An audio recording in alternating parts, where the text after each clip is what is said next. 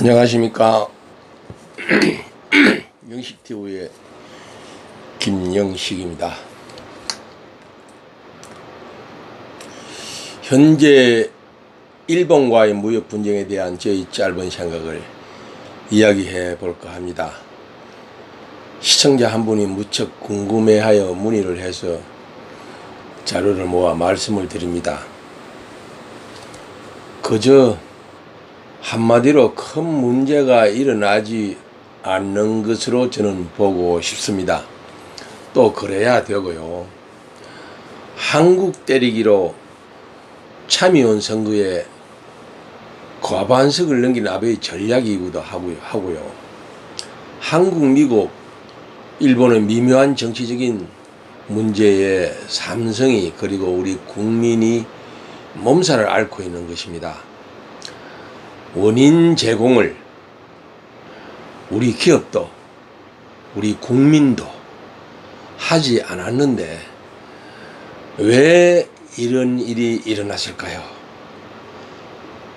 왜 정치적인 문제인가는 일본이 수출 규제한 품목을 설명한 후 말씀을 드려볼까 합니다.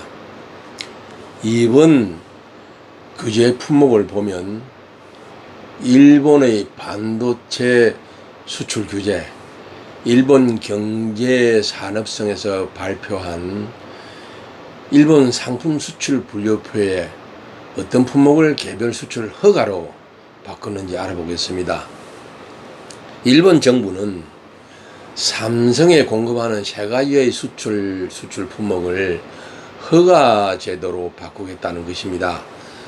설명에서 나오는 전문 용어는 궁금하시면 인터넷에 찾아보시면 잘 설명이 되어 있습니다. 첫째, 우리나라 삼성전자 및 하이닉스의 D램 반도체에서 사용되는 감광액은 ARF 이머징 방식 노광 장비이고 3D 낸드 플래시를 생산할 때 사용되는 감광액은 KRF 이머징 노광 장비용입니다. KRF 방식은 빛의 파장이 248 나노미터로 오래된 기술입니다. 그리고 ARF 방식은 빛의 파장이 193 나노미터로 좀 더 진보된 기술입니다. 일본 도시바 회사에서 생산합니다. 모두 193 나노미터 이상의 빛의 파장에서 사용하는 포토레지스트를 사용하기 때문에 수출 규제 품목에 해당되지 않습니다. 그런데 EUV 방식으로 제품을 전량 생산하기에는 아직은 문제가 많이 있습니다. 현재까지는 장비와 관련 소재의 가격이 너무 비싸서 경제성이 부족합니다. 아직까지는 기존 ARF 이머징 멀티 패터닝에 비해서 너무나 많은 비용이 들어간다는 것입니다. 시간이 문제이지만 대책은 우리가 만들 수 있다는 것입니다. 둘째 품목, 규제 대상에 포함되는 EUV용 포토레지스트의 경우 일본 TOK 공장이 송도에 있기 때문에 해당 물량은 일본의 수출 규제 대상에 포함이 안 됩니다. 또한 미국 다우 회사의 제품으로 일부 대체가 가능합니다. 세 번째로 불산의 경우는 중국의 형성을 수입하여 일본이 불산을 만들고 이것을 가공하여 반도체 식각에 사용하는 구조입니다. 일본이 90% 이상을 수출하고 있으며 이들 기업의 우리나라 수출 의존도는 30% 이상입니다. 반도체 업계 조사 자료에 의하면 불산 에칭가스의 경우 과거 이미 국내 기업이 국산화가 가능하여 국산화를 진행하고자 하였으나 국내 환경 규제가 심각하여 허가를 받지 못한 것으로 조사됩니다. 우리나라가 공장을 설립할 때 세계에서 제일 규제가 복잡하고 어려운 것은 누구나가 다 압니다. 정부가 허가를 풀면 얼마든지 생산 가능합니다. 그 원료는 전 세계 각국에서 광물질을 서로 우리나라에 주려고 현재 하고 있습니다. 우리의 반도체 기술의 수준이 일본이 가볍게 볼 만큼 그렇게 호락호락하지 않습니다. 서로의 이익을 위해서 일본도 우리 물건을 수입하고 양국 간의 무역 교류는 현재 연간 800억 불의 엄청난 무역 거래가 있습니다. 일방적으로 우리나라만 손해를 보는 것이 아닙니다. 모든 나라가 서로 얽혀 있기 때문에 상대에게 일방적인 불이익을 주는 교역은 불가하다고 생각합니다.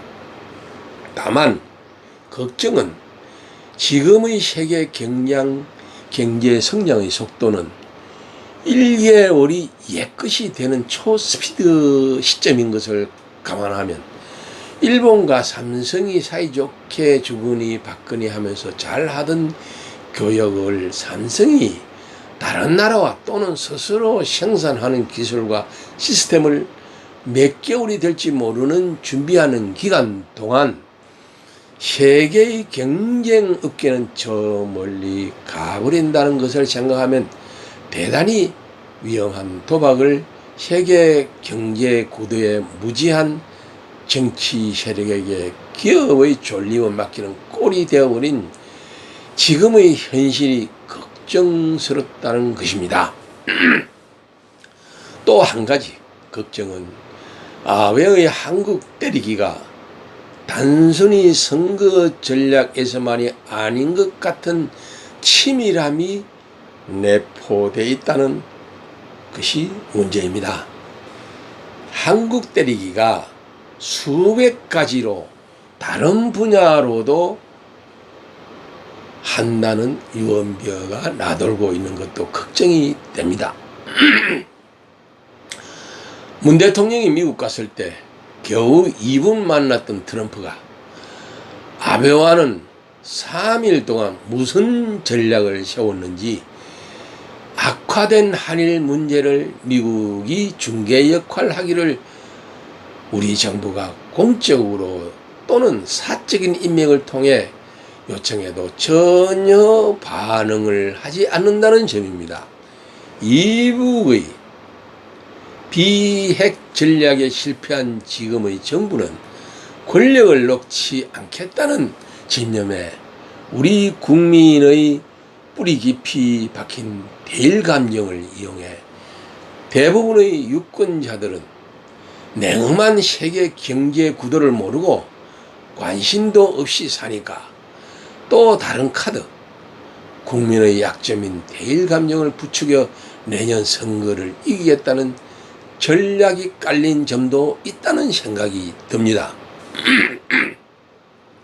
이 문제의 시발점은 정치적인 문제에서 비롯된 트럼프와 아베의 결정이라고 저는 봅니다. 결국은 한국 정부는 중국과 북한과 친밀하다고 생각하는 미국의 중국 고립의 대중국 전략의 희생양이 되어버린 꼴이 되었다고 봅니다. 그리고 위안부 문제에 이어서 강제징용 문제를 들고 나오면서 일본은 매우 불쾌하다고 생각하는 점은 일본의 생각과 입장은 얼토당토 않다는 생각을 하는 점에 있다는 것입니다. 박정희 정권 때 대일 청구권 자금으로 8억 불을 지불할 때 한일 문제는 포괄적으로 모든 문제를 종결한다고 되어 있는데 계속 끝난 문제로 억지를 부린다고 저들은 생각하고 있습니다. 또 아베의 참의원 선거 전략으로 한국 때리기를 시도했다는 생각도 듭니다. 그러면 지금은 미국은 왜 지금 무역전쟁을 잠시 휴전했으면서도 중국을 고립시키려고 하느냐의 의문점이 생기는데 여기에는 무섭게 치고 올라오는 중국의 전자기술이 정부의 막대한 지원으로 이미 화웨이가 애플, 삼성 다음으로 스마트폰 업계에서는 3위로 자리매김을 한 상태에서 기업의 정도를 모르고 세계의 모든 정보를 무차별 도둑질하는 나라가 지금 5G까지 개발을 하고 있으니 좌시할 수 없다는 거죠. 여기서 잠시 5G가 무엇인지 설명을 하겠습니다. 5G란 Fifth Generation Mobile Communications의 약자입니다. 1G, 2G, 3G, 4G와 같이 5번째 통신 방법 정도라고 생각하면 됩니다. 5G는 초고속, 바로 지금과 비교할 수도 없는 빠른 것을 의미합니다. 다운로드 속도가 약 70배 정도 차이가 난다고 합니다. 쉽게 비교하자면 2GB 영화를 다운할 때, 즉 USB로 영화를 다운할 때 LTE 3세대, 우리 스마트폰은 지금 3세대를 쓰고 있습니다. 3세대로는 16초가 걸리는 것에 비해 5G는 0.8초면 완료됩니다. 1초도 걸리지 않습니다. 영화 한 편 다운받는데 1초도 걸리지 않는다는 무서운 속도입니다. 5G의 주요 특징은 초고속, 초저지연, 초연결성입니다. 지금까지 누려왔던 이동통신 서비스와는 차원이 다른 신세계를 우리는 맛볼 수 있습니다.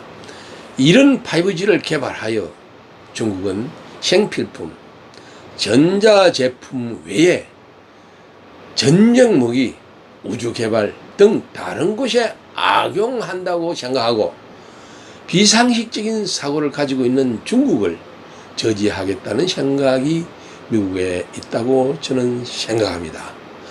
그런데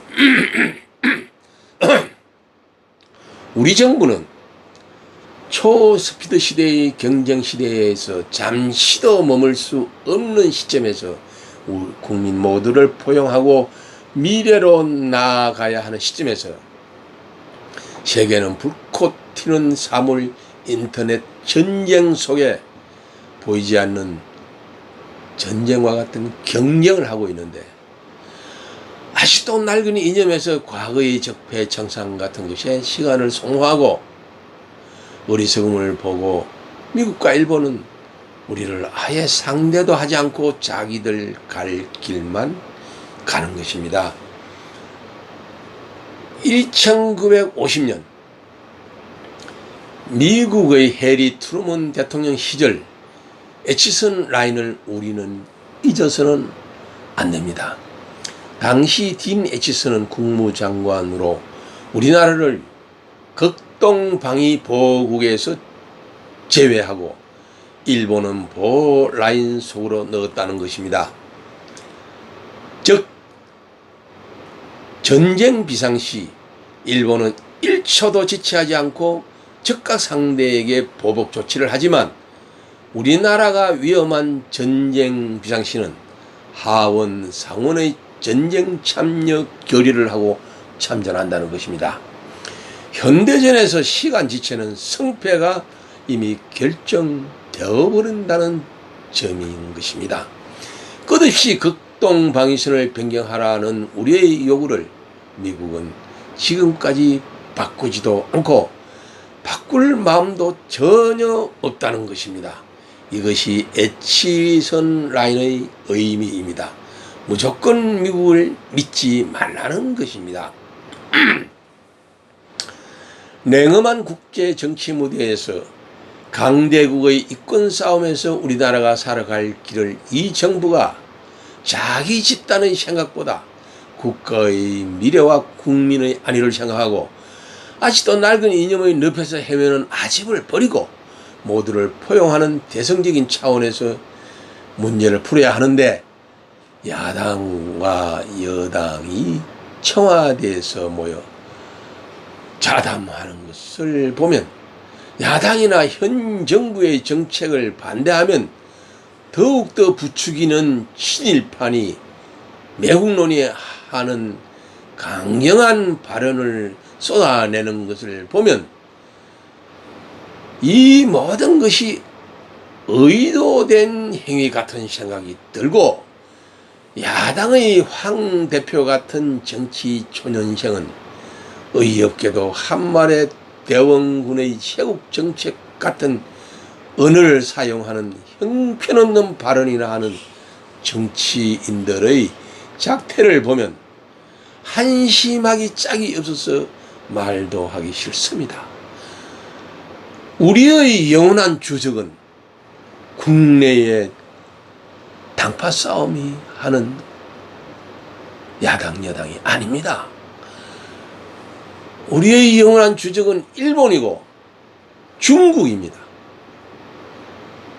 과거에는 우리를 우호적으로 도움을 준 미국도 우리가 강성해지니까 적으로 돌아서는 엄중한 미국이 적이라는 걸 모르고 집안 싸움하는 권력을 놓치지 않겠다는, 또는 잡겠다는 소인배들을 우리의 지도자로 두고 있다는 오늘의 현실이 실로 통탄할 지경입니다. 아무튼 이 정부가 10걸음 전진을 위하여 한 걸음 물러설 줄도 아는 지혜로운 외교력으로 이 문제를 잘 처리해 나갈 것을 염원하며 안타깝게 지켜볼 뿐입니다. 원인은 기업하는 사람이 하지 않았고, 국민이 하지 않았고, 정치하는 사람이 무지하고 무능해서, 아니면 의도해서였든지 간에 원인을 제공했으니 본인들이 아니면 풀 수 없으므로 집단의 욕심을 버리고 대성적 차원에서 해결할 것을 간절히 염원합니다. 감사합니다.